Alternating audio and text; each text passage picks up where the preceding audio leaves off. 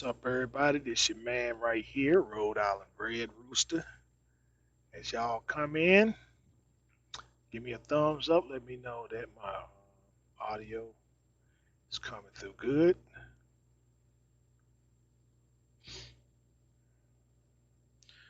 Give you a few minutes and stuff to get in here.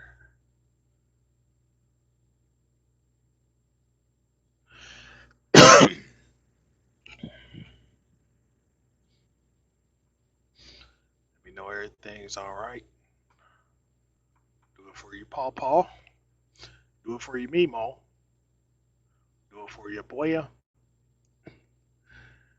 Yeah, trucking with Blue Money. What's going on with you?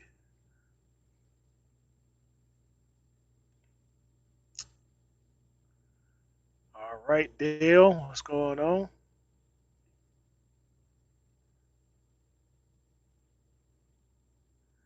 Hey, trucking with Blue Money.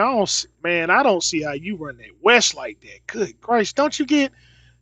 Well, I guess they could say that about me running the East Coast, but man, don't you get tired of it? Don't you get tired of them states, man? Like, hey, you know what? I don't want to do this no more.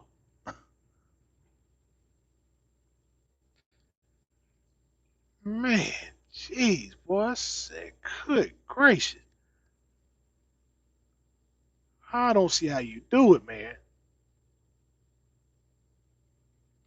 Quick question: Is now a good time to buy a truck for cheap?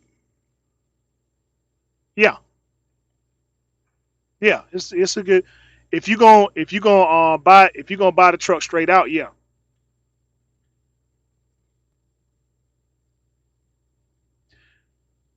Now, understand, son, is that when you rebuild, you talking about rebuilding a truck, then um, all right, truck could be a laden. If you talking about, oh crap, the Ebola is back. All right, so now I was looking at Long Mountain. No, I wouldn't be going to Long Mountain as of yet. Not right now and stuff. Next month maybe, but right now, no, absolutely not.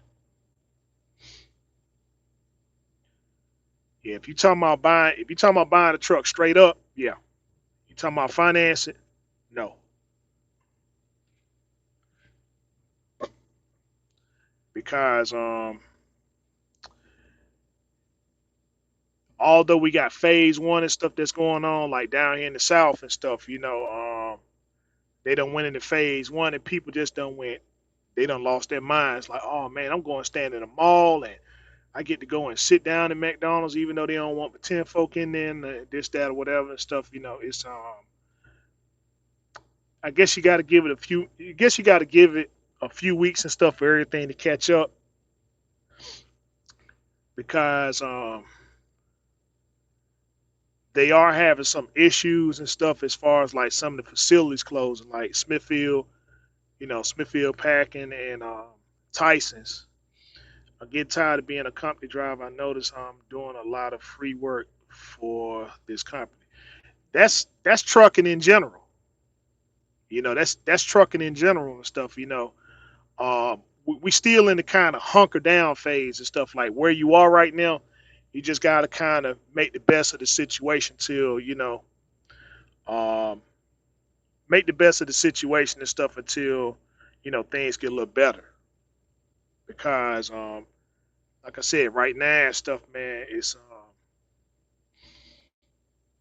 you know people still talking about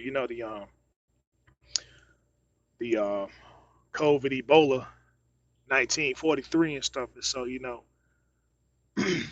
they want to put a lot of issues and stuff on that.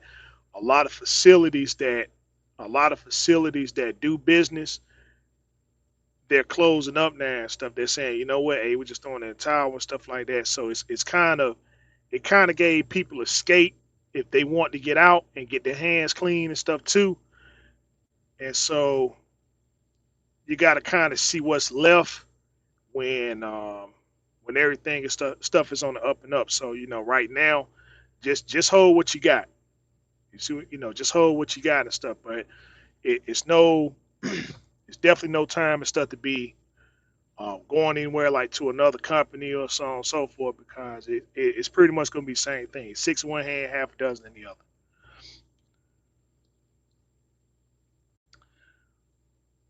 When you see me in the West, um, it's it's a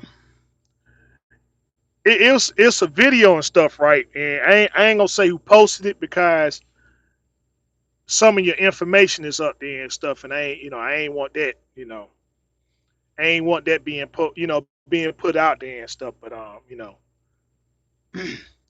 it was you and another individual and stuff like that. And so I was like, good gracious, what in the heck are you doing way the heck out there?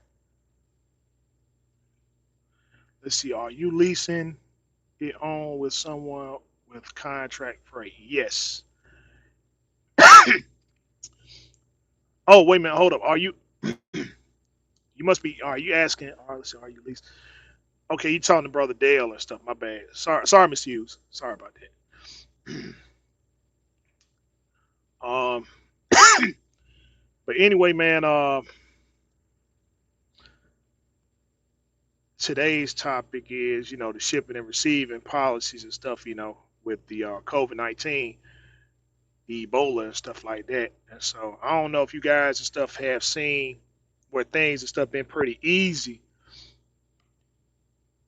Oh yeah, I love running the West. Okay, well, hey, somebody got to do it, and as long as you love doing it, all right. But some of these shipping and receiving places, like I'm over here at Walmart in Henderson, and you know how Walmart and stuff is and stuff. You used to have to go in there, stand in the lines, look stupid for about 30 minutes, then get on the paperwork just for them to mark you late. And so now, what you do at this Walmart, it's basically the same thing. But when you go inside the building, they just tell you to drop the stuff in the packet. Just drop your packet in this drop box and stuff, and that's it. You ain't got to stand in no line and sit there and answer questions that they already know.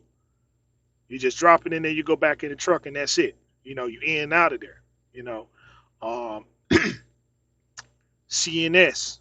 They were another one and stuff. You used to go in there and you had to wait in the line and stuff like that for 30, 40 minutes and stuff. And then, once you get up there, then they talk about, oh, well, see, you late because it all depends on what time you check in at the window and not when you check in at the gate. That stuff there. So they mark it down. Now they ain't got to pay no detention if you talking about challenging it. And then you in here all day long and stuff like, hey, we can take our time. So with this pandemic, it's little to no contact and stuff now. So I'm just wondering when all this stuff is over, are they going to keep the same policy? Because to me, it just seemed more efficient. You don't even have to go in here and talk to nobody. None of that stuff that they put the paperwork in the back of the trailer and that's it. You used to have to go in the warehouse and um, hunt people down. You got to check in here, then you got to go over to the lumper service here. You know, and you sitting and you waiting and stuff. And see, now you ain't got to do all that. It's just you take care of one thing, you're done with it.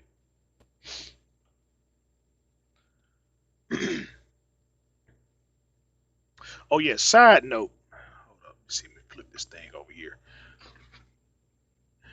Um, remember a couple. Let's see. I don't know my live feed and stuff when I was saying that uh, I used to work for Snyder. That's why I got fired at right there. Snyder was my first truck driving job and stuff, and so of course us Express got it now and stuff, but Snyder used to have this facility here and stuff, man, and this is where I got fired from 17 years ago, running my mouth.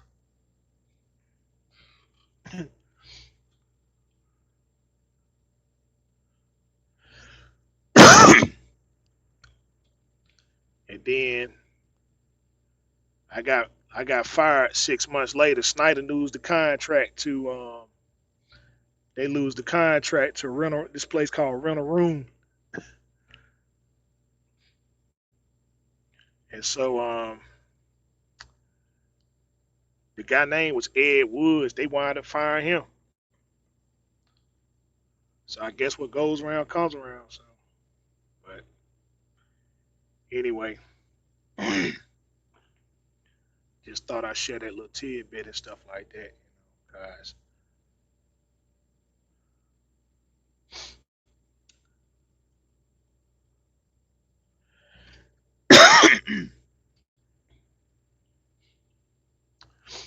Hey, y'all got any questions? Go on, throw them out there and stuff with me, cause I get I get a bunch of messages during the week and stuff. Hey, when you doing your when you doing your next live feed and stuff? I'm like, man, shoot, hey, Friday, Saturday, Sunday.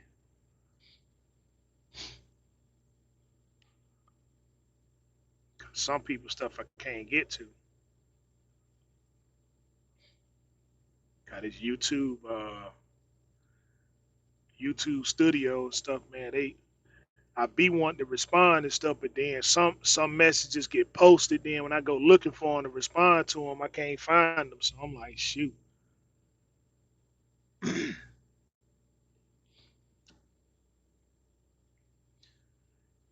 And I'm gonna tell you something else, boy. It's, man, taking loads to the house and stuff, boy. It sucks, man. 'Cause I was at the house and I was at the house and stuff all day, and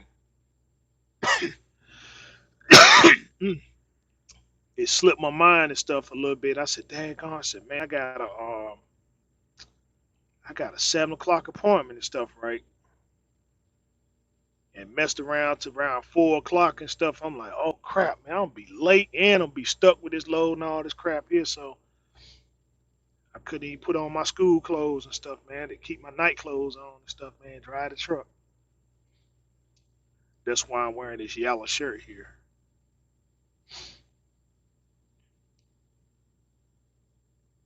And then I go crank. Let's see, fire the truck up, and my AC wasn't working. I said, "Oh man, this going." I said, "This going, man, this gonna suck." God no, I said, man, now I got to go see what's going on with my AC and stuff, man. I mean, it wasn't working for a minute or so. So I um, popped the hood, make sure it wasn't leak, making sure that the compressor and stuff wasn't messed up, that everything didn't leak out and stuff. So I cut the AC off. I just kept riding and everything. I popped it back on again, and the AC started working. So I'm like, shoot, man, thank goodness.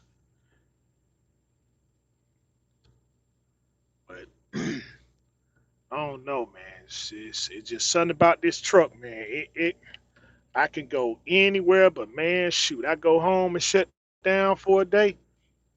I come back, got some kind of issue I got to deal with the truck, man. It's just,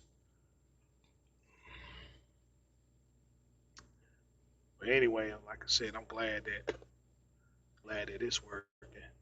Hey, can y'all see in the back? Let's see. Can y'all see in the back, right? Is my bed okay? Is my bed okay and stuff for me? Cause I ain't want that. I don't want to spook people and stuff. You know what I'm saying? Oh my God, man, that bed, Rooster, your bed ain't made, man. No, I can't deal with that. I can't deal with that and stuff, man. Shoot, that bed, boy, it's just, man, I can't deal with it. I'm about to lose my mind.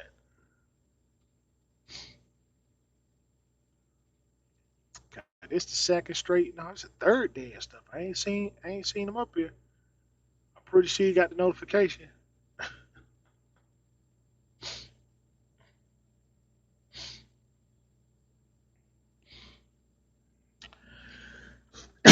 Excuse me.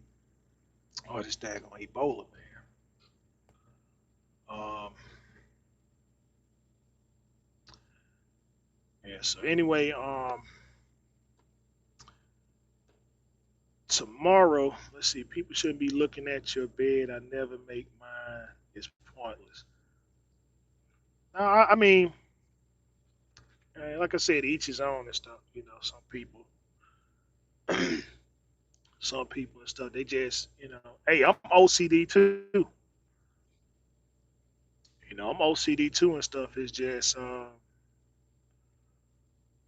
don't know. Some people just got more of a focal point and stuff, and like they just look, see what's going on in the background and stuff like that. Hear for any kind of noises, watch for any little tidbits and stuff to see. Okay, oh, is he gonna give up where he gonna give up where he contracted to? He's gonna give up where he contracted to. You get out the truck and stuff, and then they pause the video. Oh, he worked. Oh, that's where he work at. That's where he work at and stuff. Go and make a phone call and stuff, and you know, which I can't understand that either. But I mean, like I said, it is what it is. God, man. Do they have a vaccination for the Ebola? Jesus Christ, boy. Man, call myself getting rid of it and stuff. Let's see. Do you plan on getting your own authority? Yes. Yeah, yeah.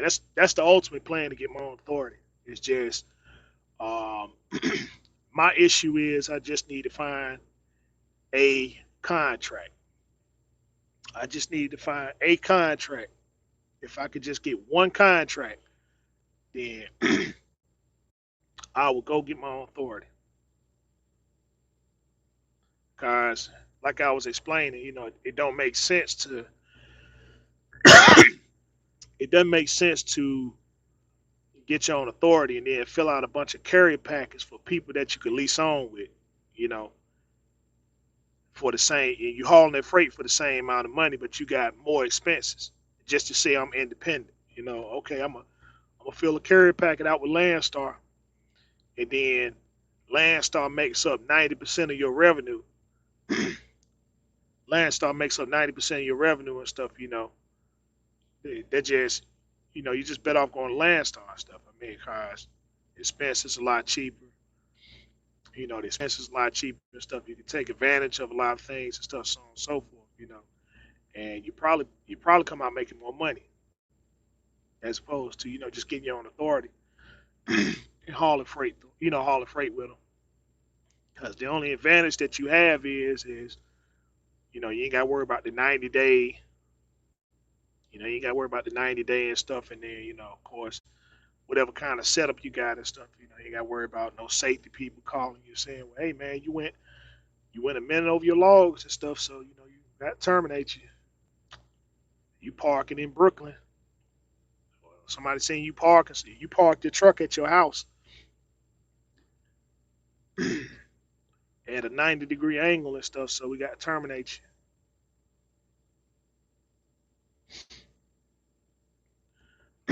So that's the thing there and stuff, man. I mean, some people making it work, but they for the most part,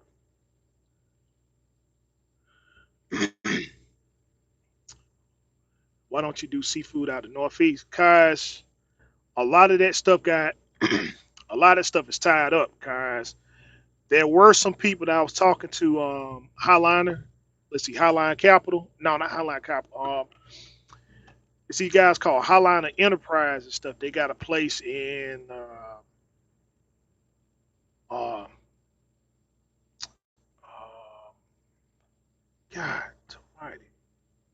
Oh, New Hampshire. Yeah, they got they got a facility in Greenland, New Hampshire. Then they got another place in Newport News. And so I was trying to get with the traffic guy and stuff out there, but the only thing he had was stuff going to California. So I'm like, yeah, nah, I can't do that. All the other stuff is kind of sold up right now.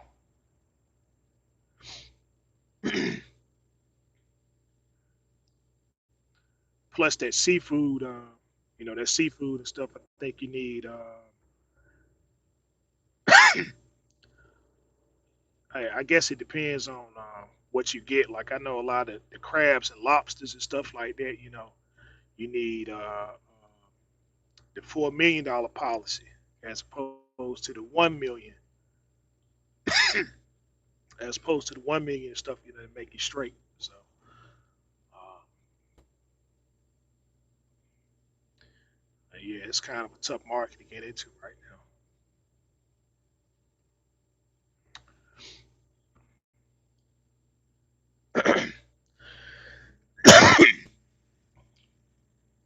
So I mean, the only markets I'm seeing that you might have a chance to get to is turkeys,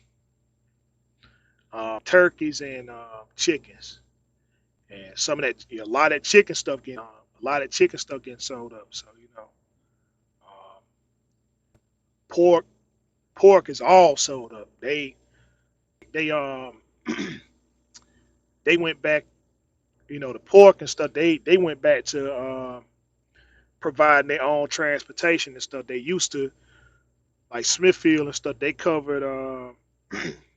Now CR England covers. They're the primary transportation provider for Smithfield, but they are. I think this year they discontinued their contract and stuff with them. So Smithfield doing their own truck. They doing their own freight and stuff again. So I guess I'm gonna kind of keep an eye on that. Let's see. Do you run a lot better after an overhead adjustment? Um, I never got an overhead adjustment on this truck, but yeah, it's supposed to the science of it and stuff is supposed to keep your fuel mileage. It's supposed to keep your fuel mileage and stuff. You know, in the high numbers and stuff like that and everything, because you don't, you keeping everything tight. You're keeping everything tight and clear, and they can kind of somewhat see what's going on and stuff. If you got any kind of issues and stuff like that. With like your injectors and those sort of things that they can kind of visually see it. But yeah, your truck is supposed to run better after overhead. But like I said, I never bothered. I never bothered to get one on this truck, and I probably won't, cause by the time my plan with this truck is, pay it off in October, run it 2 more years, and then I'm gonna just get me something else and just start from scratch. Unless unless the DD15, if they come out with a better system, if some of these guys come out with a better system and stuff on how to do certain stuff, which I'm also hoping for too and stuff, if they, you know, they come up with a better system, then yeah, I probably would stay in this truck here and then just get more in depths, like dynos and all the other stuff there. But from the way things looking right now, man, run this thing, pay it off, and then just get me another what you call um, pre EGR. I mean, not pre EGR, pre emission.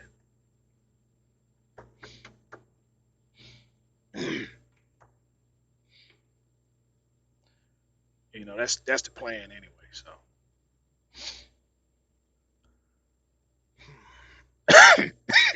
dang on it, man. Well, I showed they come out with a vaccination soon.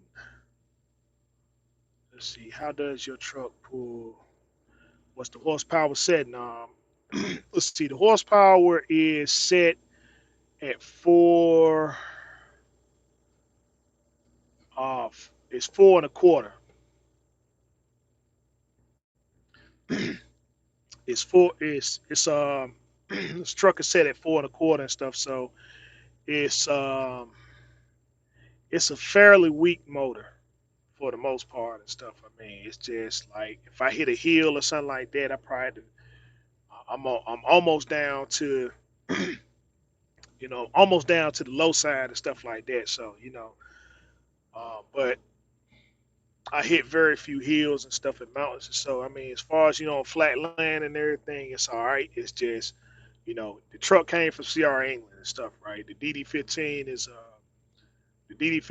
out the box is 465, and it's 465 and stuff, and then they turn the horsepower. They turn the horsepower down and stuff like that for efficiency and stuff. And so when I got the truck, I just never bothered to. I never bothered to do anything and stuff with it. So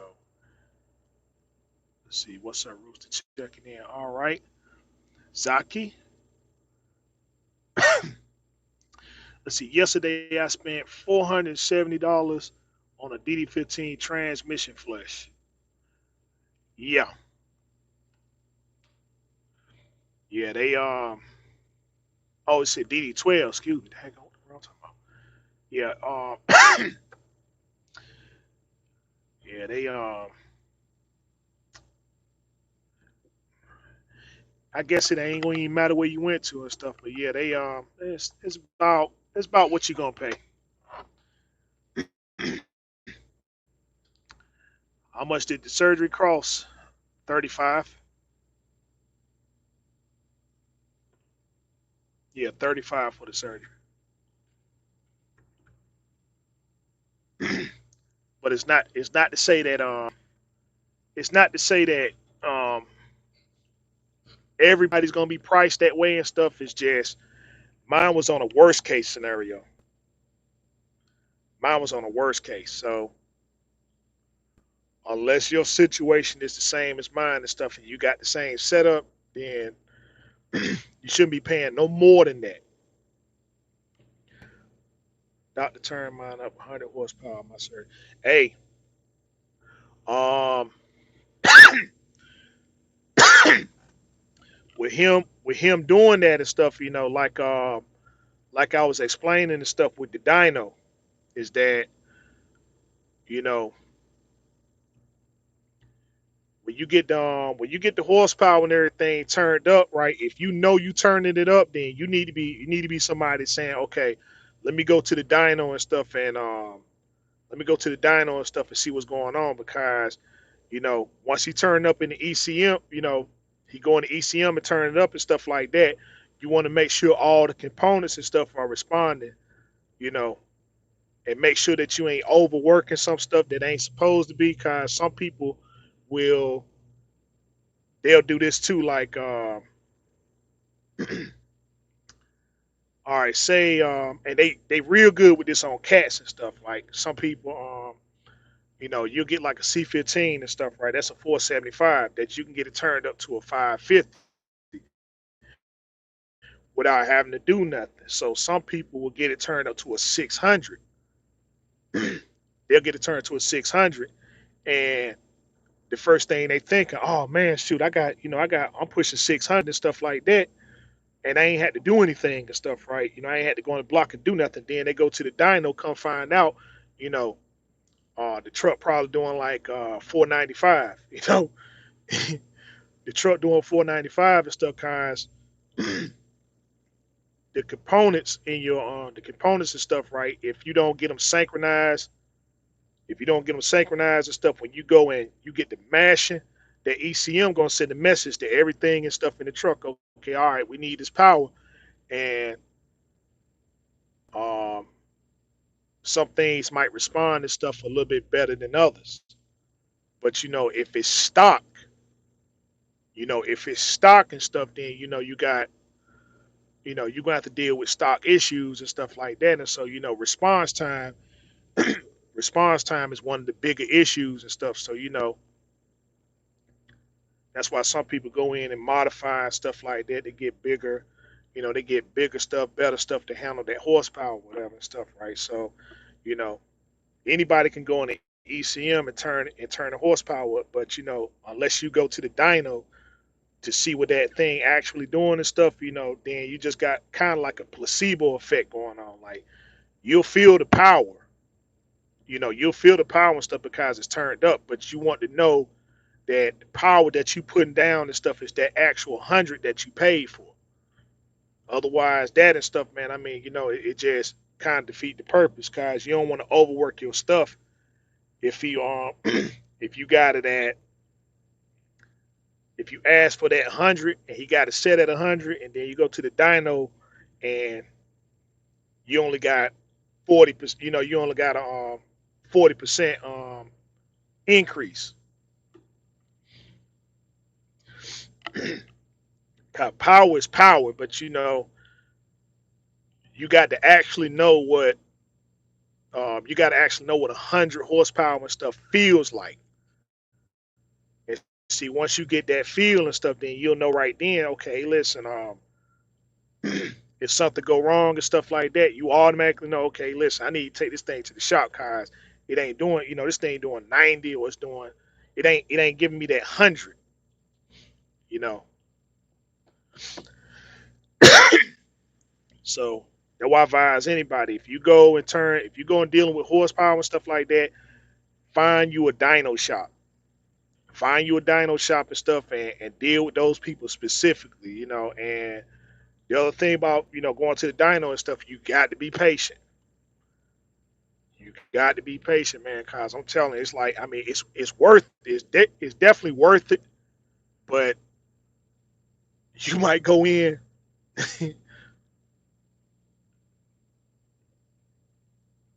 Let's see. You might go in and stuff, and they might tell you, "Hey, listen, man, we got um, we got 4 trucks on the schedule." So that means you probably gonna be, you got 4 trucks on the schedule. You probably gonna be in there about 8 9 hours. So get you a dyno person and make sure you straight up with kind of going to the dyno just like going to the doctor. If you know you can't make it, then just tell them, hey, listen, dude, and don't sit there and tell the day of and stuff like that. Cause see, I mean, um, a lot of them count. A lot of them count. They counting on the work and stuff, right? And they do real good work. It doesn't matter what dyno shop you go to.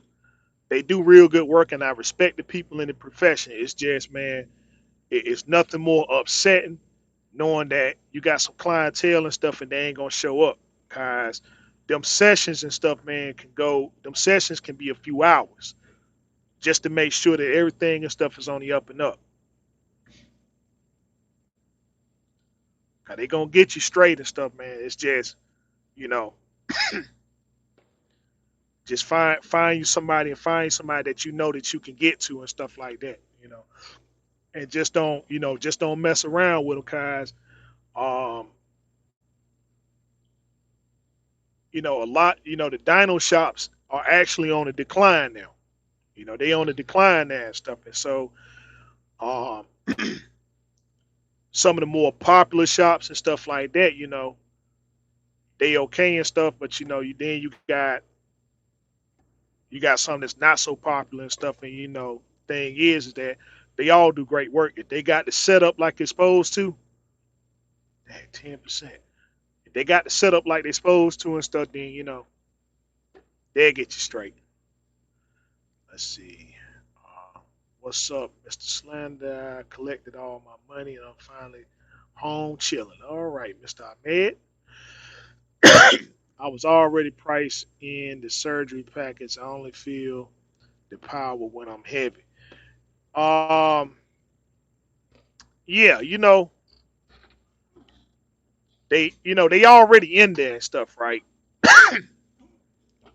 They already in there and stuff, and so if they in there and you feel like that's something that you want to do, that's the time to do it. It's just like it's just like just knocking two birds out one stone. If they doing some work and stuff, and you can get this knocked out too and stuff, then yeah, okay, go ahead and do it since you in there.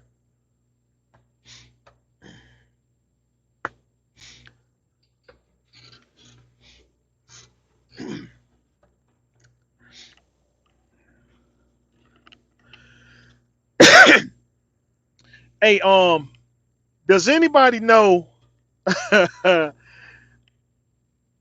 Does anybody know that W9 that Traveloco got? Do you know if that truck is for sale or not?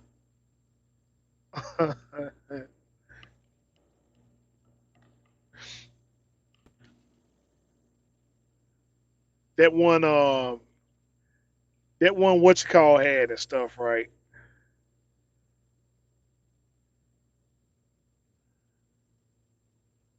cause I seen a couple, I seen a couple and stuff, right? And they were all, they was all priced pretty high and stuff. And so then I was looking at the history. I was looking at the history on that specific truck there and stuff, and I'm like, shoot, I ain't know if somebody was driving it or they got it parked and stuff. But they said they got everything done in it, right? He said he had overhaul and all that stuff there and everything. So I'm like, shoot. And then he drove it. So I'm like, that's the only one I know for sure that some work been done to it and stuff like that. So I figured like, heck, if I'm gonna spend the money, I'm always spending money on something something I already know. Something I already know and stuff is fixed. It's just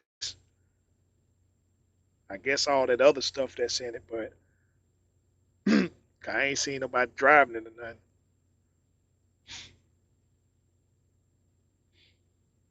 I finally gave me the green light.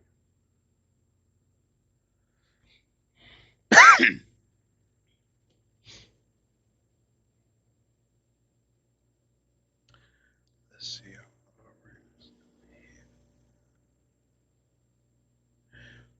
Let's see. Mister, you are already eating enough. It's rough if you're on the spot market now. Yeah, I mean, like I was saying, like I was saying with the spot market is you can think if you want to see why the spot market's so messed up, you could thank all them own operators and stuff from yeah, you could put that on the own operators this time, man. I mean, you know, God, when it was a time to do something about it, everybody was like, and like I said with the spot market, you never really made money on the spot market. The only reason why you made money was because you was on paper lows. You can do if if the low's paying 500, right? If the low's paying 500 and stuff, then you pick it up and you deliver it, and then you can get you another 500 that picks up the day and deliver tomorrow. Then in reality, you made $1,000. So you made $1,000 and stuff. So and so let's just say you're doing that 7 days a week and stuff, right? One of those days and stuff, you're gonna wind up a two gonna wind up turning into a three. And so at the end of the week, now you're turning in now you're turning in nine, $10,000 and stuff in gross revenue. You're doing nine, $10,000 in gross revenue and stuff like that. So of course you making money. So after everything's said and done, you still, you know, you netting what, 7, 8 grand, 7, 8 grand and stuff, but you ran wide open, which some people don't mind doing. Don't get me wrong. Um, if you're doing it, but you ain't doing it legally. You ain't doing it legally, but see, it didn't matter. It's like, well, hey man, you on e-logs? Okay, you on e-logs. I'm not on e-logs. So now you got two different divisions, and so the person that's on paper can keep on riding. He keep on riding and stuff like that. And so what they eventually start doing, they start taking, you know, if you was on e-log and stuff, man, it wasn't even no point of you even trying to get on the spot market because the first thing people ask you, okay, you got e-log? Yeah, okay, they hang the phone up on you. They say, well, listen, I can't use you because it's a possibility that the load's gonna be late and we need on-time delivery. So with your time and everything and stuff, they just didn't want to have those conversations. They didn't want to have those discussions until 2018. Then they switched it up and said, okay, yeah, you know what, you on e-logs? Okay, all right, well, um, they started pushing all these policies and stuff, and now loads that's picking up on Monday, they delivering on Wednesday instead of Tuesday for people that's on e-log. But then they'll make the exception for people that's on paper. Okay, you on paper, yeah, can you do the load originally supposed to deliver on Wednesday, but if you can get it there tomorrow and stuff, then hey, no harm, no foul, right? And that's what guys kept doing. So now everything done dried up, everything done dried up and stuff. People who got contract freight, they ain't got no extras for nobody. They ain't got no extras for nobody and stuff. So you get up there now, you got to take what little you can get and stuff. And what little stuff that's up there, people still desperate and say, "Yeah, I'll do." Okay, yeah, the low pay 500. Yeah, I'll do it for 200. I'll do it for 200 because I'm desperate. I'm delivering in Chicago tomorrow. I'm going to try the last minute booking short haul game for a while. Good luck with that. But Mr. Rob, I'm be real with you, man. It's too many people. It's too many desperate people and stuff that's out there. It ain't gonna be no more last minute freight. Somebody, what they doing right now, they gonna get up in the morning at 6 o'clock when the boards open up, and they gonna book everything that they can get and stuff. And so by 10 o'clock, every load that you see gonna be for Wednesday and for Thursday and for Friday. But they're gonna book up all that Monday and Tuesday freight tomorrow at 6. And so the only way that you're gonna get some last minute stuff is if somebody fall off a load and stuff. And I mean, um it's got to be some real desperate stuff, man. I mean desperation stuff like their truck broke down, they in the hospital, that sort of stuff there. But man, that don't bank on that, man. That last minute stuff, don't do that. Just get up there, get what you can get, keep on moving. And just don't underbid yourself,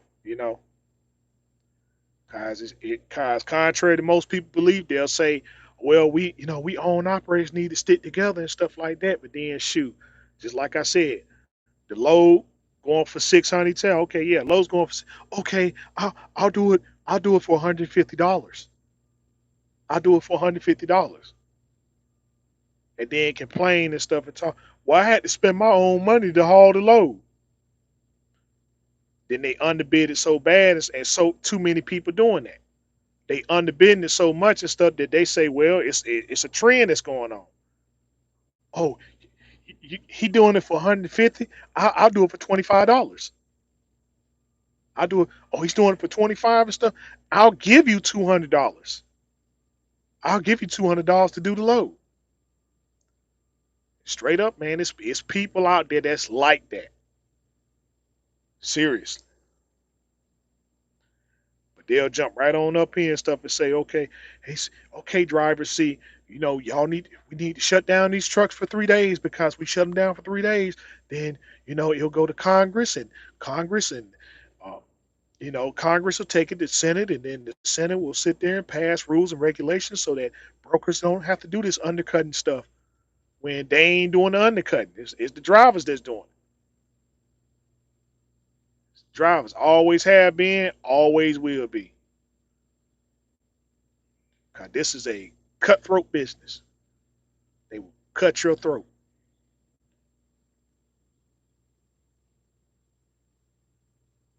And it's bad. It's bad to say that.